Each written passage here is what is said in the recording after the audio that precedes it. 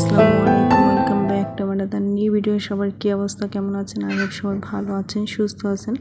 আবারও নতুন দিনের নতুন একটা ভিডিও নিয়ে আপনাদের সাথে আছি। যারা আমার ভিডিওর সাথে আছেন প্রথমে একটা লাইক দিয়ে তারপর ভিডিওটা দেখা শুরু করবেন প্লিজ।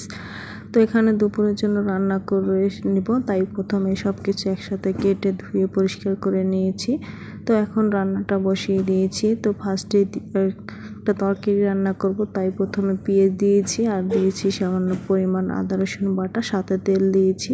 তো পেস্টটা একটু ভাজা করার পর তারপর দিয়েছি বাকি মশলা, 1.5 টেবিল চামচ হলুদের গুঁড়ো, 1.5 টেবিল চামচ মরিচের গুঁড়ো, স্বাদ মতন লবণ, 1/2 টেবিল চামচের মতো জিরের গুঁড়ো দিয়ে এখন আমি পানি দিয়ে মশলাটাকে সুন্দর করে কষিয়ে নেব।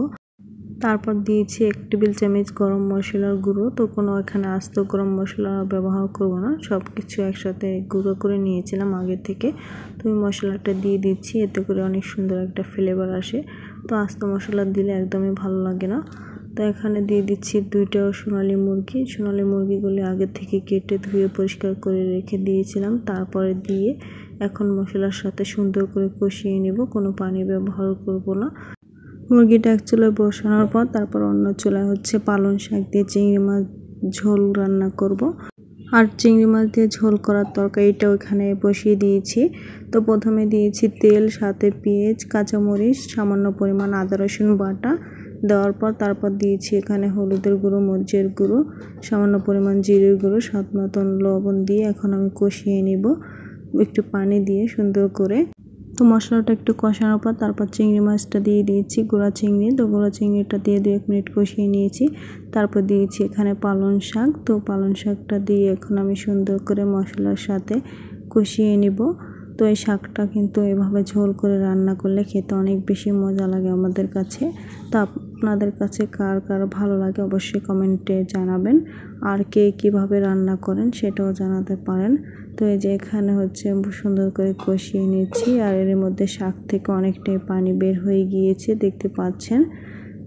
আর ঢাকনা দিব না, ঢাকনা দিলে একদমই সবুজ সবুজ থাকবে না শাকটা, এতে করে শাকটা লাল হয়ে যাবে। তো আপনারা যদি ঝোল না রাখতে চান তাহলে পানি নাও দিতে পারেন। তো আমরা একটু ঝোল ঝোল রান্না করবো, সেজন্য একটু পানি দিয়েছি। তো এই যে একবার ঢাকনা দিয়েছি, আর ঢাকনা দিব না, একবারে এই এভাবেই রান্না করে নিব।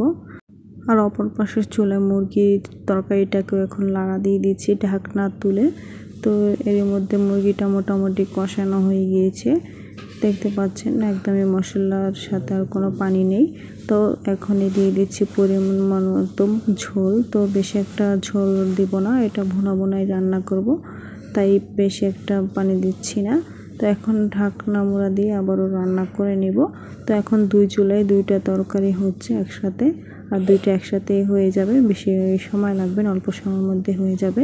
আর অনেক বেশি যেহেতু গরম পড়ছে তাই তাড়াহুড়া করে সব কিছু রান্না করে নিচ্ছি। তো এত গরমের মধ্যে রান্না করা কিন্তু খুবই কষ্টকর হয়ে যায়। তো 2টা তরকারি হওয়ার পর তারপর এখানে লাউ ভাজি করব। লাউ ভাজি করার জন্য পরিমাণ মতন পেঁয়াজ, তারপর কাঁচামরিচ দিয়ে এখন পেঁয়াজ দিয়ে ভেজে নিয়েছি, আর দিয়েছি সামান্য পরিমাণ হলুদের গুঁড়ো, সাথে একটা ডিম। তো দেওয়ার পর এখন আমি এটাকেও ভেজে নিব। যখন ভাজা হয়ে যাবে ভালো করে তারপর দিয়ে দিব লাউ। তো লাউটা আগে থেকে কুচিয়ে রেখে দিয়েছিলাম ধুয়ে। তো এখন লাউটাকে দিয়ে দিচ্ছি, লাউটা দিয়ে এখন নাড়া দিয়ে দিব সুন্দর করে। নাড়া দেওয়ার পর তারপর এখন ঢাকনা মোড়া দিয়ে কিছুক্ষণ রান্না করব। তারপর দুপুরের রান্নাটা হয়ে গিয়েছিল, এখন দুপুরের খাবারটা খেয়ে নেব, তাই সব খাবার দাবার একসাথে টেবিলে নিয়ে নিচ্ছি। আর আজকের রান্না দেখে আপনাদের কাছে কেমন লাগছে অবশ্যই কমেন্ট করে জানাবেন। তো আজকের মতো ভিডিওটা এখানে বিদায় নিয়ে নিচ্ছি। আল্লাহ হাফেজ।